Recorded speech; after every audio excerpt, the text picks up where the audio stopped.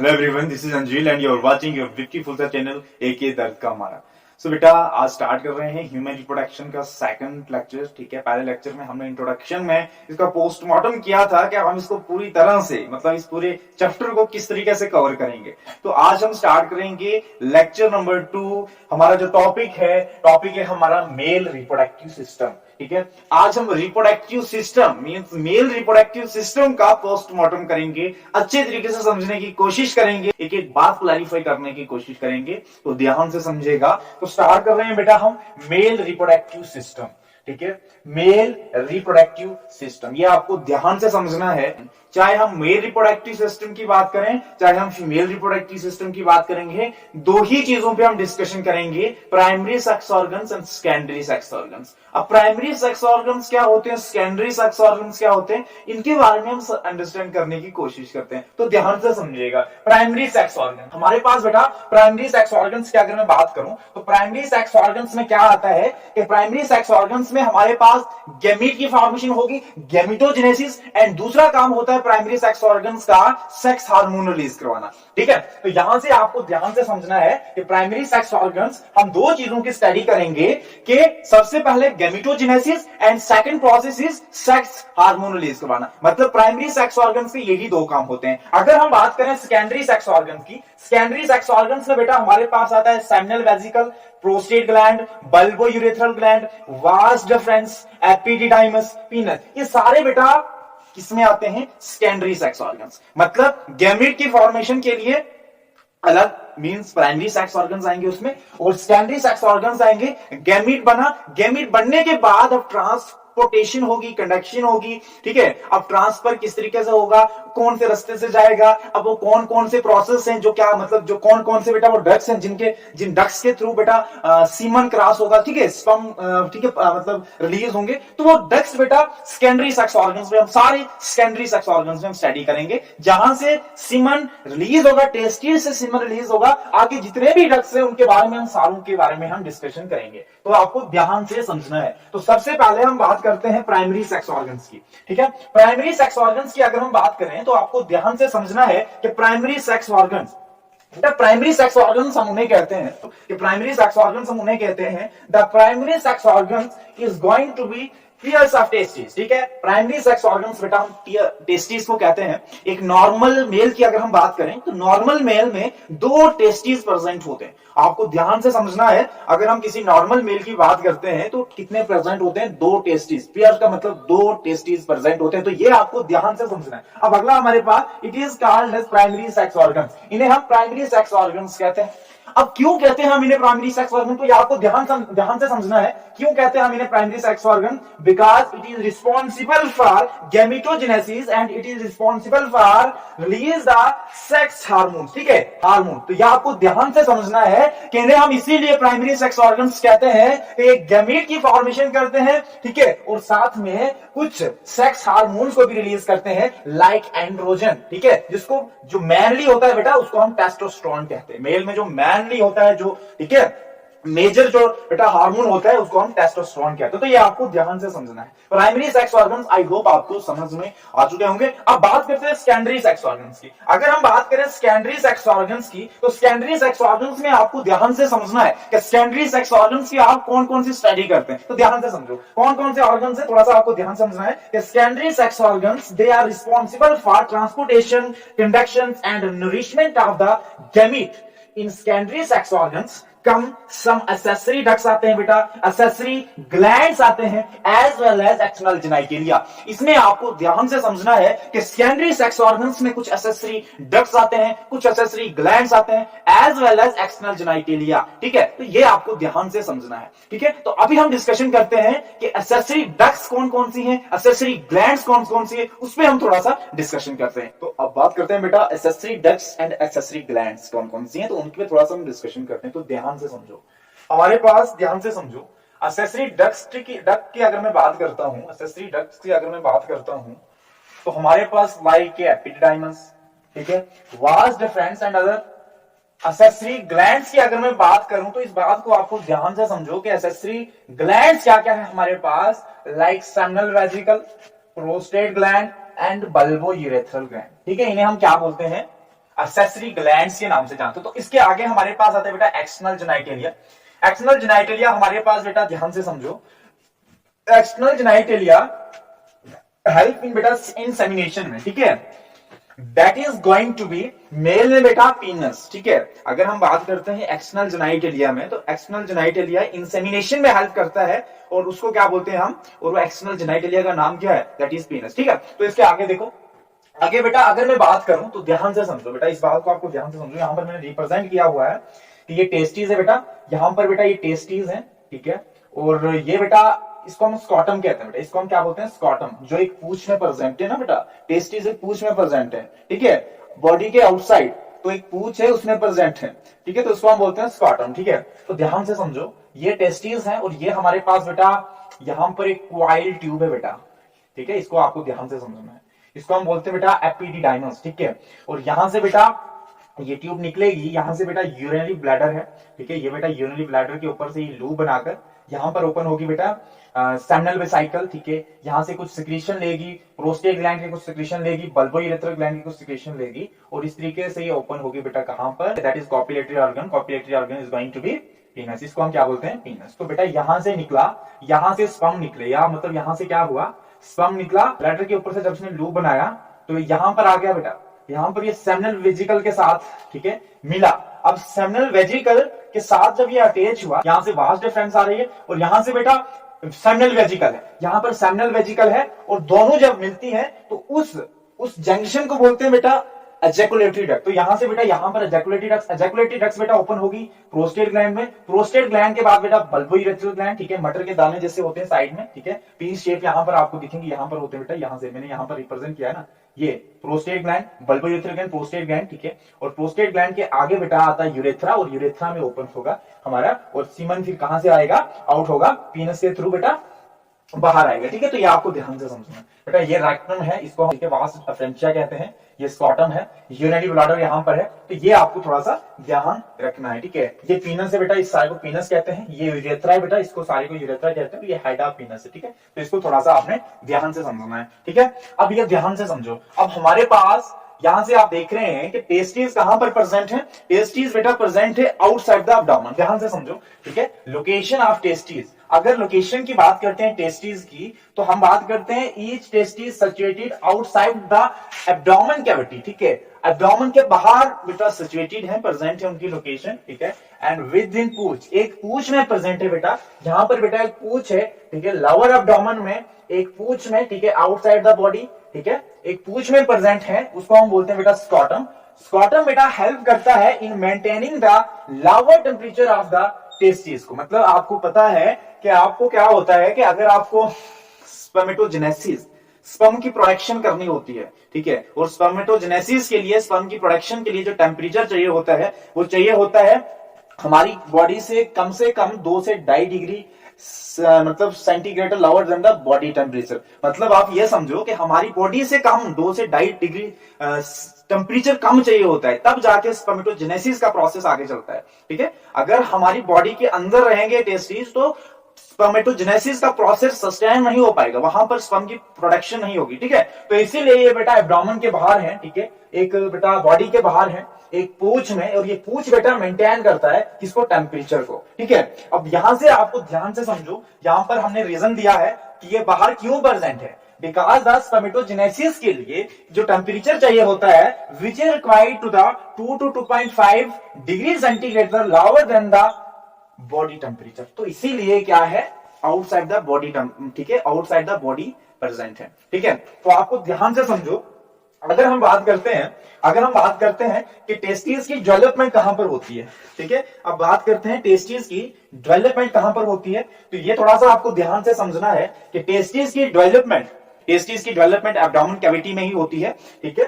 साथ में gestation period के साथ साथ में टेस्टिस बेटा डिसेंट होते हैं स्कॉटम में। तो ध्यान से समझो, हमारे पास यहां पर कुछ इस तरीके से बताया है कि डेवलपमेंट ऑफ टेस्टिस, ठीक है, कहां पर होती है, स्टार्ट होती है बेटा एब्डोमेन कैविटी में स्टार्ट होती है, ठीक है, बाय इंगुइनल कैनाल, ठीक है, इंगुइनल कैनाल के मदद से, ठीक है, during 7 month of gestation period, 7 month के जेस्टेशन पीरियड में, प्रेगनेंसी के जब 7 मंथ होते हैं, उस टाइम पर क्या होता है कि जो हमारे पास ठीक है, जो टेस्टीज होते हैं वो डिसेंड होते हैं कहां से कहां, एब्डोमेन से स्कॉटम में, ठीक है। और वो क्या जो कनेक्शन है बेटा स्कॉटम और एब्डोमेन के बीच का, वो कौन बना रहा है, इंग्विनल कैनाल, ठीक है। यहां पर मैंने बताया है कि gestation period, 7th month of gestation period, there is going to be descent of testes from abdomen to scrotum, ठीक है। अब ये ध्यान से समझो कि 7th मंथ के जेस्टेशन पीरियड में वो एब्डोमेन से स्कॉटम में डिसेंट होते हैं टेस्टीज, ठीक है। तो डेवलपमेंट ऑफ टेस्टिस कहां पर होती है, development of testis abdomen cavity में होती है, ठीक है। बच्चे की एब्डोमेन कैविटी में, जो भी मेल फीटस होगा उसके एब्डोमेन कैविटी में उसकी जो टेस्टिस की जो फॉर्मेशन है, स्टार्टिंग फॉर्मेशन एब्डोमेन में होगी, ठीक है। साथ साथ जब 7th month of gestation period में जब 7वां मंथ लगता है, 7वां महीना होता है, ठीक है, बच्चे की प्रोडक्शन में, ठीक है, फॉर्मेशन में, तो क्या होता है, वो टाइम के साथ साथ उस इंग्विनल कैनाल की मदद से, ठीक है, उस स्कॉटम में जाते हैं, ठीक है। मतलब जो टेस्टीज होते हैं वो डिसेंट होते हैं एब्डोमेन से स्कॉटम में। जिस तरह से ये है बेटा, यहां से इसकी मदद से नीचे आए बेटा, यहां से स्कॉटम जो है इसकी मदद से नीचे आए, देखो यहां पर, ये जो यहां पर कैनाल है बेटा, तो ये फिर ये फील हो जाती है, उसको फिर हम इंग्विनल कैनाल नहीं कहते, उसको हम फिर स्पर्मेटिक कॉर्ड कहते हैं। अगर आप ये समझो कि ध्यान से समझना बात को, कि 7th month of gestation period में, 7th month of gestation period में क्या हो, अगर बच्चे के टेस्टिस डिसेंड नहीं होते हैं एब्डोमेन से स्कॉटम में, तो उस कंडीशन के लिए हम क्या करें। तो अभी हम बात करते हैं उस कंडीशन में कि अगर बच्चे के testis 7th month of gestation period में, ठीक है, डिसेंड नहीं हो रहे हैं टेस्टिस, हुए टेस्टिस कहां से कहां, कि एब्डोमेन से स्कॉटम में डिसेंड नहीं हुए, तो ये आपको ध्यान से समझना है। उस कंडीशन के लिए हम क्या करें, ध्यान से समझना। अब बात करते हैं बेटा failure of testis, that is cryptorchidism. Cryptorchidism की अगर हम बात करें तो इस बात को आपने ध्यान से समझना है। कैप्टोरिज्म बेटा ऐसा एक प्रोसेस है, ऐसी घटनाएं होती है, ध्यान से समझो। Cryptorchidism that is going to be failure of testis. क्या होता है कि 7th month of gestation period में एब्डोमेन से स्कॉटम में डिसेंट नहीं अगर होंगे टेस्टिस, ठीक है, बच्चे में 7th month of gestation period में टेस्टिस एब्डोमेन से स्कॉटम में डिसेंट नहीं होंगे, तो उसको हम क्या बोलते हैं, कैप्टोरिज्म, ठीक है। तो कैप्टोरिज्म में आपने ये देखा कि cryptorchidism that is going to be failure of testis to descent from abdomen to scrotum, ठीक है, एब्डोमेन से स्कॉटम में डिसेंट नहीं होंगे अगर, तो उस समय क्या होगा, ध्यान से समझो। इन दैट केस जो बेटा मेल होगा, ठीक है, male will not get the required, उस मेल को बेटा टेम्परेचर की कोई रिक्वायरमेंट नहीं होगी। अब रिक्वायरमेंट इसीलिए होती है जब टेस्टिस आउटसाइड द एब्डोमेन होते हैं, उसमें प्रोसेस कौन सा होता है, स्पर्मेटोजेनेसिस, स्पर्म की फॉर्मेशन होती है। और उस समय हमारे पास अगर टेस्टिस पूंछ में प्रेजेंट नहीं है, तो उसके लिए टेम्परेचर की भी कोई नीड नहीं होगी, ठीक है, तो कोई भी रिक्वायर्ड नहीं होगी टेम्परेचर की, एक। और साथ में हमारे पास ध्यान से समझो कि that male is going to be sterile, तो दूसरा नंबर पर क्या होगा, जो मेल होगा तो वो क्या होगा, स्टाइल होगा, ठीक है। आगे हमारे पास क्या होता है, womb able the forms gametes are sterile, एक तो स्टाइल होगा और साथ में बेटा having of higher chances of getting cancer. अब उस मेल को कैंसर के भी बहुत ज्यादा चांसेस होंगे, क्योंकि बेटा एब्डोमेन के भीतर ही टेस्टिस होंगे। जब एब्डोमेन के भीतर टेस्टिस होंगे तो आगे कुछ इफेक्ट्स तो करेंगे जब उनकी डेवलपमेंट होगी एब्डोमेन के अंदर, तो इसीलिए क्या होगा कि अगर एब्डोमेन नहीं रहेंगे तो कैंसर के ज्यादा चांसेस हो सकते हैं। और साथ में एक तो मेल स्टाइल होगा, अपनी प्रोजेनी को वो आगे प्रोड्यूस नहीं कर सकेगा, ठीक है, तो ये आपको ध्यान रखना है। अब दूसरा है हमारे पास कि सारे ऑर्गेनिज्म में बेटा, सारे ऑर्गेनिज्म में एब्डोमेन के बाहर ही नहीं होते, मतलब आउटसाइड द एब्डोमेन प्रेजेंट नहीं होते हैं। कुछ ऑर्गेनिज्म, कुछ बेटा एनिमल्स ऐसे होते हैं जिनमें इनसाइड द एब्डोमेन भी प्रेजेंट होते हैं, ठीक है। टेस्टिस, तो ये ध्यान रखो कि there are certain animal in which testis they are present inside the abdomen, like elephant हो गया, व्हेल हो गया, डॉल्फिन हो गया, ठीक है, सील हो गया, एक्वेटिक मैमल जो होते हैं, तो उनमें क्या होता है, इनसाइड द एब्डोमेन उन्होंने अंदर एक ऐसा मैकेनिज्म क्रिएट किया होता है जो वो अपने, ठीक है, उस कंडीशन में वो उसको सस्टेन रख पाए, ठीक है, उस जो स्पर्मेटोजेनेसिस का जो प्रोसेस होता है उसको वो सस्टेन कर पाए। तो ये थोड़ा सा आपको ध्यान रखना है कि सारे ऑर्गेनिज्म, सारे एनिमल्स में आउटसाइड द एब्डोमेन आपको टेस्टिस नहीं दिखेंगे। कुछ एनिमल्स ऐसे भी हैं जिनको क्या होता है, बाहर भी होते हैं, और कुछ एनिमल्स ऐसे भी हैं जिनमें क्या होता है, इनसाइड द अंदर भी होते हैं, ठीक है, टेस्टिस, तो ये आपको ध्यान रखना है। अब कुछ ऐसी कंडीशंस भी हैं, कि टेस्टिस जब सीजन होते हैं, ठीक है, जब सीजन होता है तो वो टेस्टिस बाहर आ जाते हैं, और जब सीजन उनका खत्म हो जाता है, ठीक है, वो टेस्टिस अंदर चले जाते हैं तो कुछ ऐसी कंडीशन भी है। तो इस बात को आप ध्यान से समझो, कुछ ऐसे सीजन ब्रीडर है बेटा, ठीक है। तो बेट किसका है कि बेट एक टाइप है बेटा सीजन ब्रीडर का।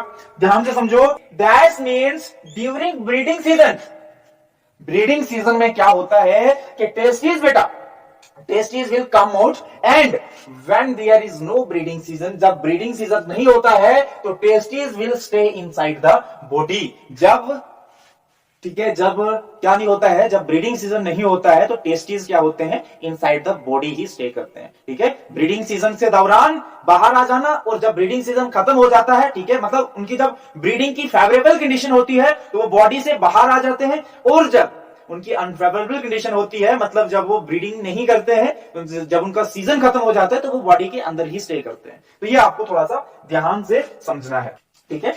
कई जगहों पर क्या होता है कि कई जगहों पर बेटा टेस्टिस को रिमूव किया जाता है, ठीक है। अब रिमूव करने का मतलब क्या है, जब टेस्टिस को रिमूव कर लेंगे तो उसके आगे का प्रोसेस क्या होगा, तो ध्यान से समझो बेटा। ये क्रिसमस में ऐसी कंडीशंस आती हैं, ठीक है। चेयर बॉय इसकी एग्जांपल है बेटा।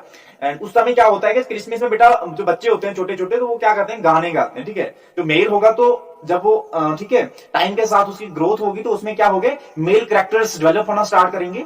तो उन मेल कैरेक्टर को कंट्रोल करने के लिए टेस्टिस को रिमूव किया जाता है, ठीक है। एक सर्जरी है जिसके रिलेटेड क्या किया जाता है, टेस्टिस को रिमूव किया जाता है, ताकि वो जो बच्चे हैं, ठीक है, जब उनकी ग्रोथ के साथ साथ वो क्या करें, जब वो गाते हैं तो वो अच्छा सिंगिंग में परफॉर्म कर पाए। तो आपको पता है कि अगर टेस्टिस होंगे तो टेस्टिस क्या करेंगे, मेल कैरेक्टर्स क्या करेंगे, शो करेंगे, जिस तरह से मुस्टेचेस आना, बियर्ड्स आना, ठीक है, ब्रॉड आवाज, ठीक है, भारी आवाज हो जाना। तो इस तरीके की कंडीशन जो है वो क्या करता है, टेस्टोस्टेरोन ही कंट्रोल करता है, ठीक है। वो टेस्टोस्टेरोन कहां पर प्रेजेंट है बेटा, टेस्टिस में प्रेजेंट है। जब टेस्टिस ही रिमूव कर लेंगे, जब हम टेस्टिस को रिमूव कर लेंगे तो बेटा वो टेस्टोस्टेरोन कहां से आएगा। तो उस समय क्या होता है कि जब हम टेस्टिस को रिमूव कर लेते हैं तो मेल के कैरेक्टर्स शो अप नहीं होते। तो ये ध्यान से समझो, उस प्रोसेस को हम बोलते हैं बेटा कैस्ट्रेशन।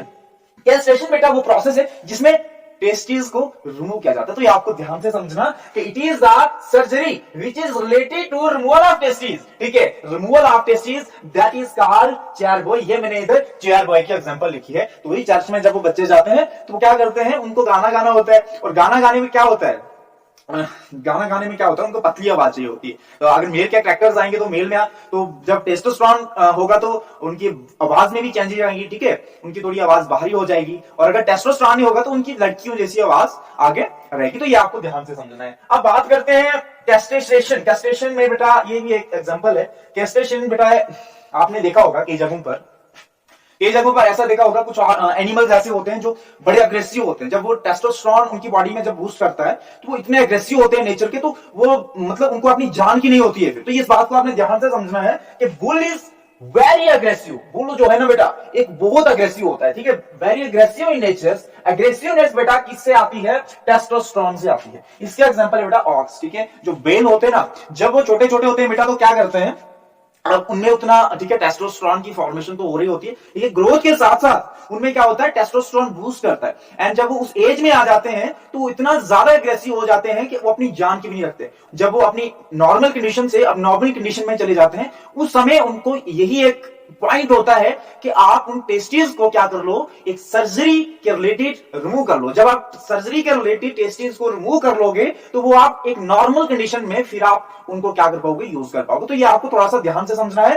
कि एग्रेसिवनेस किसकी वजह से आता है, टेस्टोस्टेरोन की वजह से आता है। जब टेस्टोस्टेरोन ही नहीं रहेगा तो एग्रेसिवनेस कैसे आएगी, तो ये आपको ध्यान से समझना है। मेल कैरेक्टर किस तरीके से आते हैं, टेस्टोस्टेरोन। और टेस्टोस्टेरोन कहां पर प्रेजेंट होता है, टेस्टिस में प्रेजेंट होता है। टेस्टिस जब बेटा रिमूव कर लेंगे तो मेल के कैरेक्टर्स भी शो अप नहीं होंगे। तो ये आपको ध्यान से समझना है। और इसको जब हम रिमूवल ऑफ टेस्टिस की बात करते हैं उस प्रोसेस को हम बोलते हैं बेटा कैस्ट्रेशन। कैस्ट्रेशन बेटा वो प्रोसेस है जिसमें एक सर्जरी के रिलेटेड टेस्टिस को रिमूव किया जाता है, ठीक है। तो ये आपको ध्यान से समझना है। अब बात करते हैं बेटा लेयर्स ऑफ टेस्टिस। ध्यान से समझो, लेयर्स ऑफ टेस्टिस, ठीक है। टेस्टिस इज सराउंडेड बाय, बेटा ध्यान से समझो, testis is surrounded by layers. The outer one tunica is called as tunica vaginalis, the middle is called as tunica albuginea and the innermost is called as tunica vascularis, ठीक है। जो बेटा testis है वो सराउंडेड है कुछ layer से। बाहर वाली को हम ट्यूनिका वेजिनेलिस कहते हैं, अंदर वाली को हम ट्यूनिका एल्बोजिनिया कहते हैं, एल्बोजिना कहते हैं, और उसके अंदर वाली को हम क्या बोलते हैं बेटा, ट्यूनिका वेस्कुलरिस। जो अंदर वाली होती है वो सिर्फ मसल से बनी होती है। तो ये आपको ध्यान से समझना है। अब ये ध्यान से समझो अगर हम टेस्टीज की बात करते हैं तो टेस्टीज दिखता कैसा है, साइज कितना हो सकता है नॉर्मल मेल में, ठीक है, उसका वेट कितना होता है, तो ये आपको थोड़ा सा ध्यान से समझो। अगर मैं टेस्टीज की बात करूं तो टेस्टीज की अगर हम बात करें, टेस्टीज बेटा जो इसकी शेप होती है, शेप ऑफ टेस्टीज कैसी होती है, ओवल शेप, ओवल शेप की तरह होता है, ध्यान से समझो। और लेंथ की अगर हम बात करें 4 to 5 सेंटीमीटर इसकी लेंथ होती है, टेस्टीज की 4 से 5 सेंटीमीटर इसकी लेंथ होती है। मींस आप ये बात कर सकते हैं कि जो नॉर्मल मेल होता है, जो नॉर्मल मेल में अगर टेस्टीज की बात की जाए तो उस टेस्टीज का जो लेंथ होती है तो कितनी होती है, 4 to 5 सेंटीमीटर। अगर हम बात करते हैं वर्थ की तो वर्थ 3 to 4 सेंटीमीटर होती है, ठीक है, वर्थ 3 to 4 सेंटीमीटर होती है। अगर हम नॉर्मल मेल में वेट की बात करें तो सिंगल टेस्टीज का वेट 14 ग्राम होता है, ठीक है। तो ये आपको ध्यान से समझना इस बात को कि नॉर्मल मेल में सिंगल टेस्टीज का कितना होता है, 14 ग्राम। तो ये थोड़ा सा ध्यान से समझना। अब बात करते हैं टेस्टीज की। टेस्टीज की अगर हम बात करें तो इस बात को आपने थोड़ा सा ध्यान से समझना है कि टेस्टीज, अब आपको पता होना चाहिए, अब मेल पर्सन को तो ये पता होना चाहिए कि इनमें चेंजिंग क्या आती है, ठीक है। अब प्रैक्टिकली भी पता होना चाहिए इस बात को कि इसमें जो स्कॉटम है उसमें क्या क्या चेंजिंग आती है, ठीक है। जब गर्मियों का सीजन होता है बेटा, जब गर्मी होती है ना, तो जो स्कॉटम होता है वो क्या आ जाता है, बॉडी के दूर आ जाता है, ठीक है, चले जाता है। और अगर जब सर्दी होती है, ठीक है, सर्दियों में क्या होता है, जो स्कॉटम होता है वो बॉडी के कॉन्ट्रैक्ट में आ जाता है, ठीक है। कॉन्ट्रैक्ट का मतलब बॉडी के नजदीक में आ जाता है, ठीक है। अगर आप ये समझते हैं कि जब सर्दियों में बहुत ज्यादा ठंड हो जाती है तो हमारी बॉडी क्या हो जाती है, बड़ी ज्यादा ठंडी हो जाती है, ठीक है। तो उसको जो टेम्परेचर चाहिए होता था 2.5 डिग्री सेल्सियस, ठीक है, तो उससे ज्यादा कम अगर टेम्परेचर हो जाता है उसके लिए तो वो क्या आ जाता है, बॉडी के नजदीक आ जाता है, ताकि वो बॉडी से उस टेम्परेचर को मेंटेन कर पाए। ना उतना ज्यादा होना चाहिए, 2 से 2.5 डिग्री से ना ज्यादा होना चाहिए, ना ही कम होना चाहिए टेम्परेचर। जब कम हो जाता है तो बॉडी के कॉन्ट्रैक्ट में आ जाता है,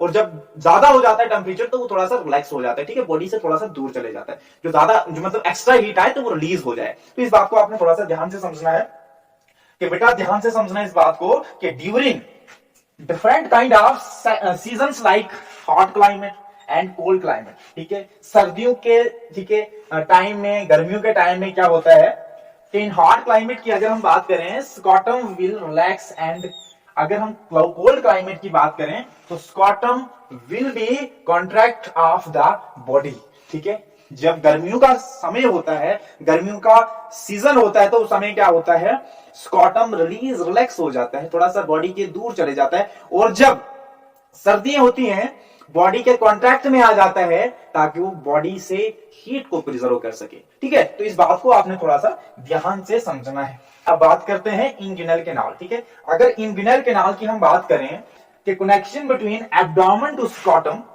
is made up of inguinal canal, ठीक है। कौन बनाता है, इंग्विनल कैनाल, कनेक्शन एब्डोमेन और स्कॉटम के बीच का इंग्विनल कैनाल बनाती है। जब टेस्टीज एब्डोमेन से डिसेंड होते हैं स्कॉटम में, with the help of inguinal canal ही होते हैं। तो यह आपको थोड़ा सा ध्यान से समझना है। आगे चलकर जब टेस्टीज एब्डोमेन से स्कॉटम में आ गए तो अब इस तरीके से नहीं रहेगी, खुली की खुली नहीं रहेगी, इसके भीतर कुछ ऐसी वेसल्स से फिल हो जाती है, कुछ ऐसे मसल से फिल हो जाती है, उसको फिर हम क्या नाम देते हैं, स्पर्मेटिक कॉर्ड के नाम से जानते हैं। तो ये थोड़ा सा आपको ध्यान से समझना है। अब अटैचमेंट ऑफ टेस्टिस की अगर मैं बात करूं, अटैचमेंट ऑफ टेस्टिस की अगर मैं बात करूं, the attachment of testis to the scrotum wall, ठीक है। टेस्टिस की जो अटैचमेंट होती है बेटा, वो स्कॉटम वाल के साथ होती है, ठीक है। और दूसरा हमारे पास क्या होता है, ठीक है, दूसरा हमारे पास डबल फोल्ड ऑफ पेरिटेनियम ग्लोबरनैकुलम इस टाइप ऑफ मेसोकाम, ठीक है। एक ग्लोबरनैकुलम का मतलब ये है कि अगर ये हमारे पास स्कॉटम है बेटा, ध्यान से समझो, ये हमारे पास स्कॉटम है तो ये बेटा टेस्टिस होगा, ये टेस्टिस होगा, ठीक है। इस तरीके से यहां पर ये कॉइल जैसी ट्यूब होगी, यहां से उसको हम एपिडिडाइमस कहते हैं, ठीक है। और यहां से क्या होगा, जो इसकी बेस है बेटा, जो इस बेस होती है ना, इस बेस के साथ जो अटैच है बेटा, नीचे के हिस्से के साथ, इसको हम बोलते हैं बेटा ग्लोबरनैकुलम, ठीक है। क्या बोलते हैं, ग्लोबरनैकुलम। तो ये थोड़ा सा आपको ध्यान से समझना है। अब बात करते हैं टेस्टिस का। टेस्टिस क्या है, सराउंडेड है बेटा लेयर्स के साथ, ठीक है। और टेस्टिस को जब हम ऑब्जॉर्व करते हैं, ऑब्जॉर्व करने के बाद हम उसका लॉन्गिट्यूडनल सेक्शन को कट करते हैं। अब लॉन्गिट्यूडनल सेक्शन का मतलब क्या, ये बेटा टेस्टिस है, सपोज कीजिए ये हमारे पास टेस्टिस है, टेस्टिस को बेटा हम ऐसे कट करेंगे, ठीक है, ना कि हम बेटा ऐसे कट करेंगे, ठीक है। तो हम टेस्टिस को लॉन्गिट्यूडनल वे में कट करेंगे, यानी इसके अंदर के प्रोसेस के बारे में हम थोड़ा सा जानेंगे। तो ध्यान से समझो कि टेस्टिस की अगर हम बात करें तो the testis is covering by dense covering, ठीक है।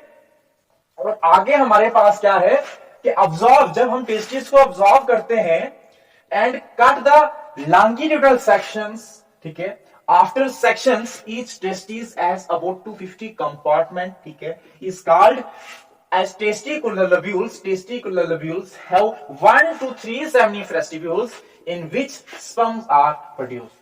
I hope आप इस बात को समझ चुके होंगे। जब हम टेस्टिस को ऑब्जॉर्व करते हैं तो ऑब्जॉर्व करने के बाद हमें तकरीबन 250 कंपार्टमेंट दिखते हैं, ठीक है। उन कंपार्टमेंट को हम बोलते हैं बेटा टेस्टिकुलर लोब्यूल्स। और टेस्टिकुलर लोब्यूल्स, जो टेस्टिकुलर लोब्यूल्स हैं बेटा, testicular lobules have 1 to 3 seminiferous tubules, और उन टेस्टिकुलर लोब्यूल्स में 1 से 3 seminiferous tubules होंगे। एक भी हो सकता है, 2 भी हो सकते हैं, 3 भी हो सकते हैं, ये थोड़ा सा आपको ध्यान से समझना है। 250 कंपार्टमेंट होंगे। देखो यहां पर मैंने लॉन्गिट्यूडनल सेक्शन बेटा टेस्टिस का किया है, इसको बेटा हम बोलेंगे सेमनीफ्रेस ट्यूब्यूल। जो बेटा ये बनाए हुए मैंने क्वाइल ट्यूब, ठीक है, यहां पर देखो ये क्वाइल जो बनाए हुए हैं इस तरीके से, ये बेटा इनको हम बोलते हैं सेमनीफ्रेस ट्यूब्यूल्स। और सेमनीफ्रेस ट्यूब्यूल्स वो प्रोडक्शन है, ठीक है, वो स्पेस है जहां पर स्तंभ की प्रोडक्शन होती है, ठीक है। ये सेमनीफ्रेस ट्यूब्यूल्स आगे, और ये जो लाइन है बेटा, ये जो लाइन है बेटा, हर एक क्वाइल से निकली हुई जो लाइन है, यहां से ध्यान से समझो, ये जो हर एक क्वाइल से ये ट्यूब जो निकली हुई है, इसको हम बोलते हैं बेटा ट्यूबा रेक्टाई, ठीक है, इसको हम क्या बोलते हैं, ट्यूबा रेक्टाई। अब ये ट्यूबा रेक्टाई, हर एक ट्यूब, हर एक सेमनीफ्रेस ट्यूब्यूल्स की ये ट्यूब मिलकर क्या एक नेटवर्क बनाएगी। ये नेटवर्क जो है, इस नेटवर्क को बोलते हैं बेटा रेटा टेस्टी। और ये रेटा टेस्टी आगे ओपन होगा बेटा, सब ये रेटा टेस्टी जब ओपन होगा इसको बोलेंगे हम वासा अफ्रेंशिया बेटा। इसको क्या बोलते हैं बेटा हम, वासा अफ्रेंशिया। और वासा अफ्रेंशिया बेटा ओपन होगा एक क्वाइल ट्यूब में, that coil tube is called as epididymis. अब एपिडिडाइमस बेटा आगे यहां से चलेगा, और ये एपिडिडाइमस बेटा ओपन होगी कहां पर, हमारे वास डिफरेंस में। तो ये हमने जब टेस्टिस का लॉन्गिट्यूडनल सेक्शन कट किया तो हमने इसके अंदर 250 कंपार्टमेंट देखे। 250 कंपार्टमेंट में हर एक में हमारे पास 1 से 3 सेमनीफ्रेस ट्यूब्यूल प्रेजेंट देखे, ठीक है। और 1 से 3 सेमनीफ्रेस ट्यूब्यूल सब जुड़कर, सब सेमनीफ्रेस ट्यूब्यूल्स की बेटा ट्यूब्यूल जुड़कर क्या बना रहे हैं, एक नेटवर्क बना रहे हैं जिसको हम रेटा टेस्टिस कहते हैं। और रेटा टेस्टिस बेटा ओपन होगा, इकट्ठे ओपन होगा, उसको उस नेटवर्क जो रेटा टेस्टिस का जो नेटवर्क है वो इकट्ठे ओपन होगा, उसको हम वासा अफ्रेंशिया कहते हैं। और वासा अफ्रेंशिया एक क्वाइल ट्यूब बना रही है बेटा, और उस क्वाइल ट्यूब को बोलते हैं बेटा एपिडिडाइमस। और एपिडिडाइमस ओपन हो रहा है बेटा कहां पर, वास डिफरेंस में। तो इस बात को आपने ध्यान से समझ लिया होगा। तो इसके आगे का डिस्कशन करते हैं। तो यहां पर बेटा स्ट्रक्चर ऑफ, ठीक है, टेस्टिस सेक्शन का मैंने यहां पर दिया है।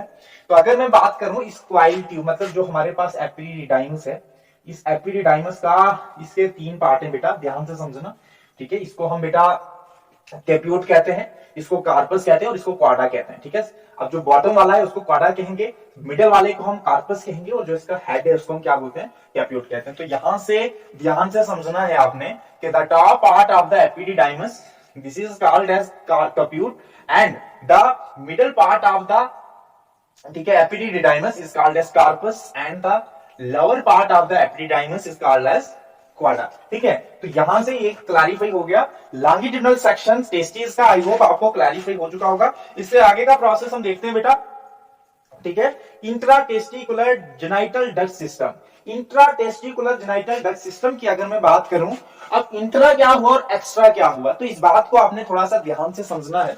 इंट्रा की अगर मैं बात करूं तो टेस्टिस में इंट्रा कौन कौन है बेटा, यहां से रेटा टेस्टिस इंट्रा है, और साथ में बेटा ट्यूबा रेक्टाई है, सेमनीफ्रेस ट्यूब्यूल्स है। तो ये सारा जो है, ये सारे के सारे अंदर आ रहे हैं। और जो ये वासा अफ्रेंशिया हो गया, ठीक है, एपिडिडाइमस हो गया, वास डिफरेंस हो गया, ये एक्स्ट्रा में आते हैं, ठीक है। तो यहां से आपने ध्यान से समझना है कि ट्यूबा रेक्टाई, रेटा टेस्टिस, ठीक है, डक्टाइल अफ्रेंशिया, ये सारा किसमें आ रहा है, inter testicular genital duct system में आ रहा है। और अगर हम बात करें extra testicular genital duct system की, अगर हम बात करें extra testicular genital duct system की अगर हम बात करें, तो हमारे पास एपिडिडाइमस, वास डिफरेंस, ठीक है, और वासा अफ्रेंशिया, ये सारा कुछ हमें कहां पर आ रहा है, ठीक है, एक्सटर्नल जेनिटल डक्ट सिस्टम में आता है। तो ये थोड़ा सा आपको ध्यान से समझना है।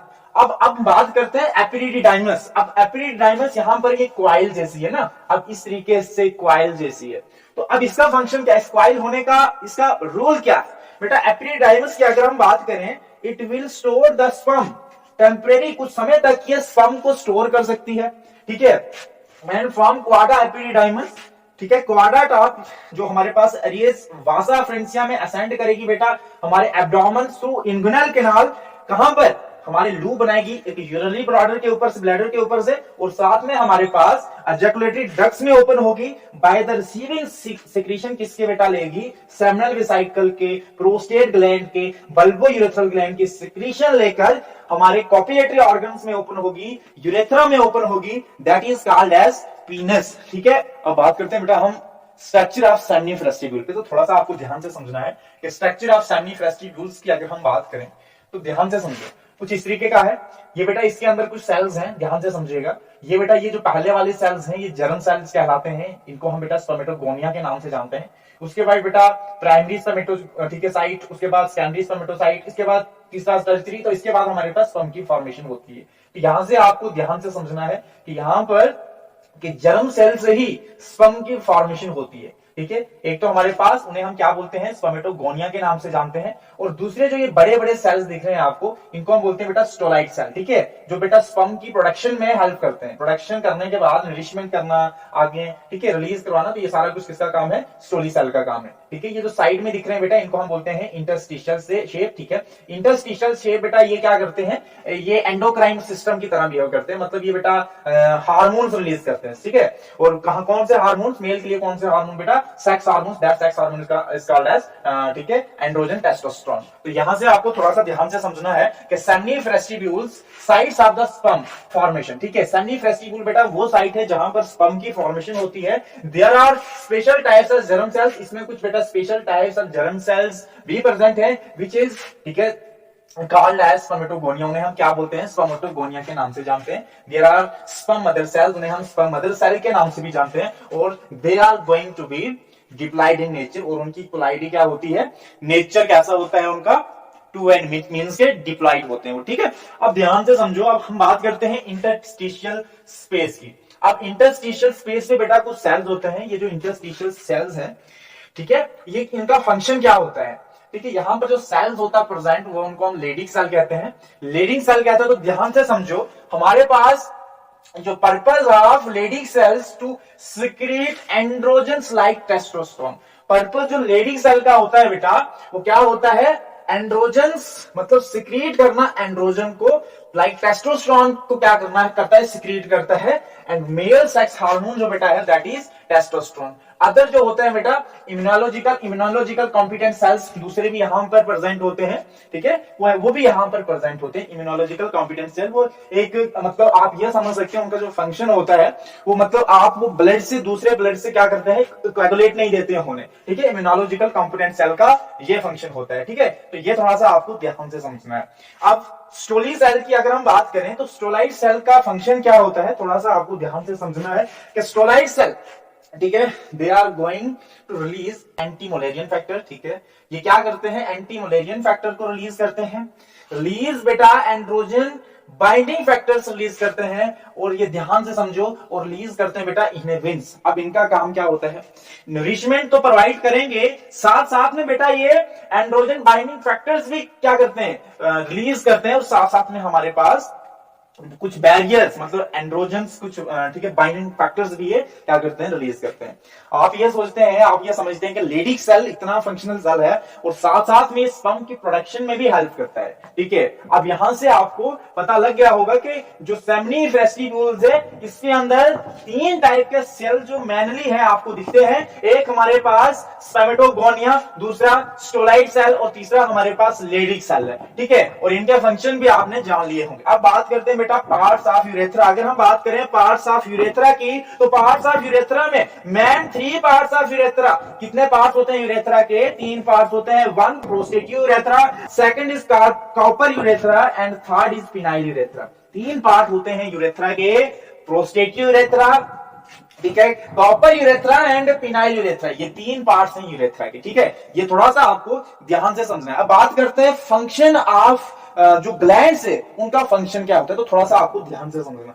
अभी हम बात करते हैं बेटा फंक्शन ऑफ एक्सेसरी ग्लैंड्स की, तो ध्यान से समझो फंक्शन ऑफ एक्सेसरी ग्लैंड्स, ठीक है। अगर हमारे पास, हमने बात की थी कि हमारे पास ग्लैंड्स कितनी होती हैं, ग्लैंड्स हमारे पास जो मेजर होती हैं seminal vesicle, prostate gland and तीसरा हमारे पास आता है कॉपर ग्लैंड, ठीक है, जिसको हम क्या बोलते हैं बल्बो यूरेथ्रल ग्लैंड के नाम से भी जानते हैं, ठीक है। तो यहां से आप ध्यान से समझो कि पहला हमारे पास क्या है seminal vesicle. Function of seminal vesicle की अगर हम मैं बात करूं तो हमारे पास मैक्सिमम कंट्रीब्यूशन होता है बेटा ऑफ द सेमिनल वेसिकल का, मैक्सिमम कंट्रीब्यूशन होता है सेमिनल वेसिकल का, एंड ये कैसी होती है बेटा पियर्ड ग्लैंड होती है, मतलब ये दो होती है, मतलब एक इस साइड होगी और एक इस साइड होगी, ठीक है।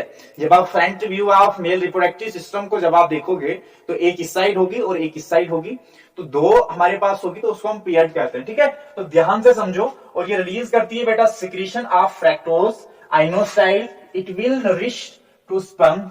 मेजर कंट्रीब्यूशन कितना होता है बेटा हमारे पास 60 to 70% कंट्रीब्यूशन होता है इसका ऑफ द सीमन में। तो यहां से आपको क्लैरिफाई होना चाहिए कि प्रोस्टेट ग्लैंड, ठीक है, आपने देखा होगा ना सीमी मिल्की टाइप का बनता है, तो मिल्की जिस तरीके से बनता है तो इसी मतलब वो मिल्की जब बनता है तो इसी की सिक्रीशन से बनता है, तो यहां से आपको ये क्लैरिफाई होना चाहिए, ठीक है। अब बात करते हैं बेटा हम फंक्शन ऑफ प्रोस्टेट ग्लैंड। अब प्रोस्टेट ग्लैंड का क्या फंक्शन है, ठीक है। प्रोस्टेट ग्लैंड बेटा सिंगल ग्लैंड है, ठीक है, आपने ना नट शेप, ठीक है, अखरोट की तरह दिखती है आपको प्रोस्टेट ग्लैंड, तो ये थोड़ा सा आपको ध्यान से समझना है। तो यहां से आपको क्लैरिफाई होना चाहिए कि it is a single gland और 20 to 30% सिक्रीशन, मतलब ये इसका जो कंट्रीब्यूशन होता है, ठीक है, सीमन में।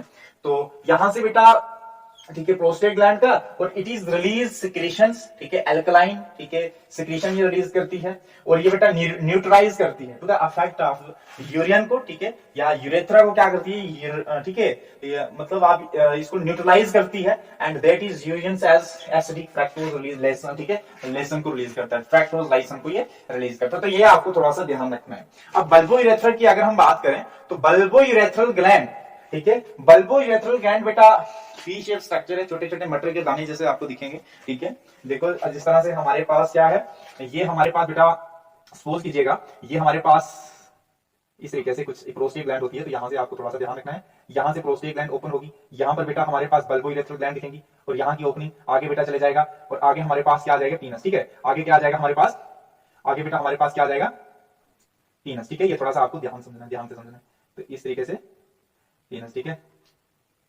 ठीक है, इस तरीके से कुछ पीनस बन जाएगा, तो ये ओपनिंग जो होगी, तो ये ओपनिंग जो होगी बेटा ये यूरेथ्रा होगी, ठीक है, ये थोड़ा सा आपको ध्यान से समझना है। अब बात करते हैं बेटा हम पीनस की, तो पीनस की अगर हम बात करें तो पीनस क्या करता है, पीनस का काम क्या होता है, थोड़ा सा आपको ध्यान से समझना है कि copulatory organs is going to be पीनस।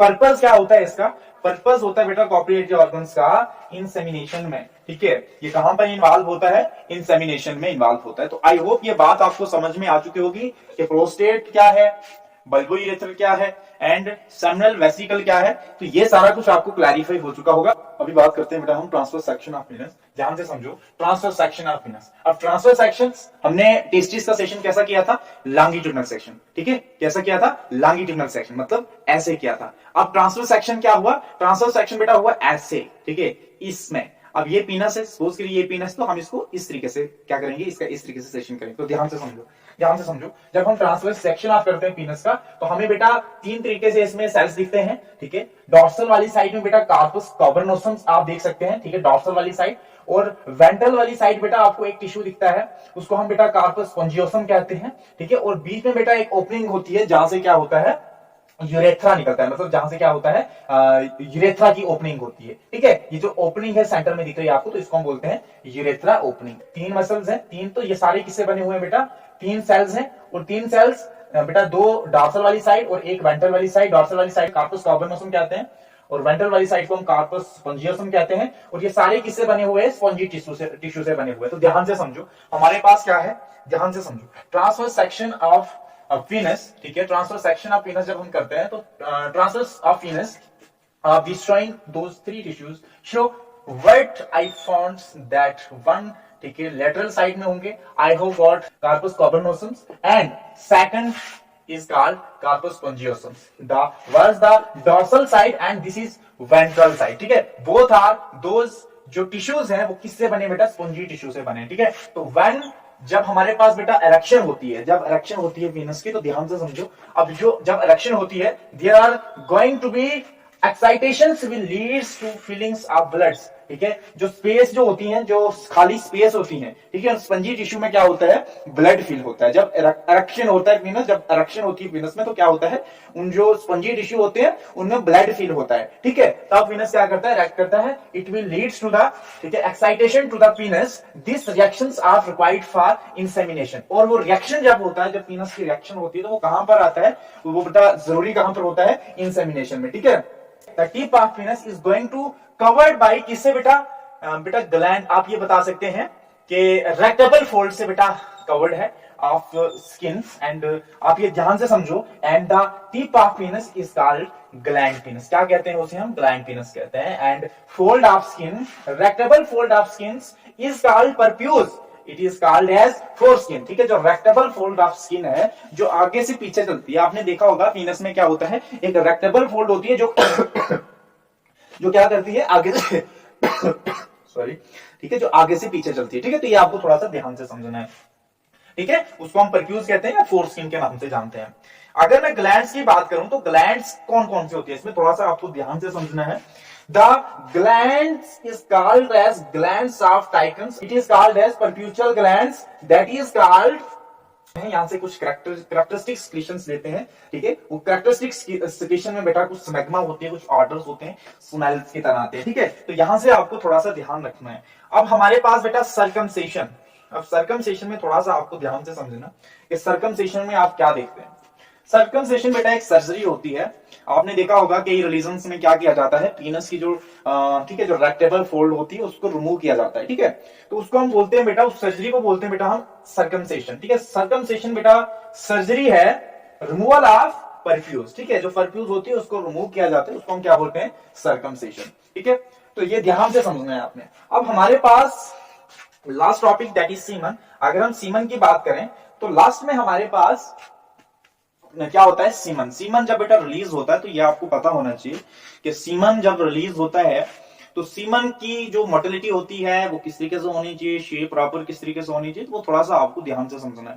ठीक है, एक एजैकुलेशन में कितना सीमन रिलीज होता है एक नॉर्मल मेल में, तो ये सारा कुछ आपको समझ में आना चाहिए। तो ध्यान से समझो, यहाँ पर मैंने कुछ इस तरीके से मेंशन किया है, ड्यूरिंग सेक्सुअल इंटरकोर्स पर ejaculation in male release the semen beta around 2.5 to 5 ml and these conditions the around 200 से लेके 300 मिलियन स्पर्म बेटा रिलीज होते हैं।